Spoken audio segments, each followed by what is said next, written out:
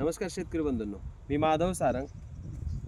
आज एक नवीन विषय आपल्यासमोर घेऊन आलो। एक नवीन विषय आहे की शेतकऱ्यांसाठी की आता आपण रोज पाहतो, मी बऱ्याच रील पाहतो, बऱ्याच लोकांचे ॲड पाहतो कंपन्यांच्या शेतकऱ्यांसाठी की बाबा शेती अशी करायला पाहिजे, तशी करायला पाहिजे, शेतीमध्ये एवढा सामू असतो किंवा मग आपल्याला जे आपण खतं वापरतो त्याचीच वेगवेगळे नावं घेऊन बरेच लोक व्हिडिओ करतात की शेती करणं खूप कठीण झालं आहे। आता शेतीला असं लागेल, शेतीमध्ये पीएच बरोबर नाही, शेतीमध्ये काय आहे, कुठला घटक कमी आहे याची आपल्याला माहिती घ्यावं लागेल। अशा बऱ्याचशा गोष्टी आता लोक व्हिडिओमध्ये सांगतात बा शेती करणं खूप अवघड झालं आहे आणि उत्पन्न काढायचं असेल तर आपल्याला 100% खर्च खूप करावा लागेल तेव्हाच उत्पन्न निघेल।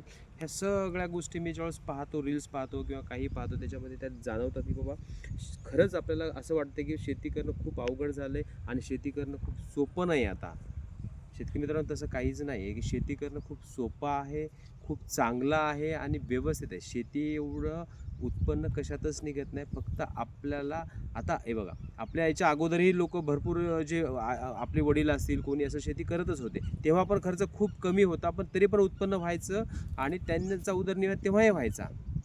आज फक्त असं झालं की आपल्या गरजा भरपूर वाढल्या, आपल्याला असं वाटतं की उत्पन्न आपल्याला भरपूर काढायचं आहे, मग आपण त्याच्यासाठी वेगवेगळ्या पद्धतीचा खर्चही करतो। साधारणतः आपण खर्च खूप करतो। समजा हळदीला 1 एकर आपल्याला हळद करायची तर आपण साधारण 80-90 हजार रुपये खर्च करतो। मग विचार केला आपण सगळ्या गोष्टीचा तर मग आपल्याला 80,000-90,000 रुपये एका एकराला खर्च केल्यावर त्याचं उत्पन्न 2-3 लाख निघालं तर ते परवडेल का? माझा विषय असा आहे की शेती करणं खूप सोपं आहे, फक्त आपल्याला शेतामध्ये काय लागतंय, कुठलं फर्टिलायझर लागतंय, कुठल्या फर्टिलायझरची गरज आहे, कुठलं औषध केव्हा मारायचं, ह्या सगळ्या गोष्टीचा अभ्यास केला तर शेती खूप सोपी आणि सरळ आहे। कमी पैशामध्ये चांगलं उत्पन्न निघू शकते। तर शेतकरी मित्रांनो, कुठल्याही गोष्टीला बळी न पडता शेतीचा अभ्यास करा, फर्टिलायझरचा अभ्यास करा, जे लागते तेच घ्या आणि तेच शेतीला वापरा। 100% शेती आपली चांगली होईल आणि उत्पन्नही वाढेल।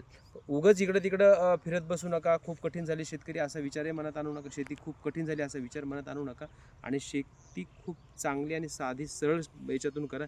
नक्की शेतकरी उत्पन्न जास्त वाढेल आपल्याला आणि उत्पन्नही दिसेल आणि खर्च कमी होईल। नमस्कार।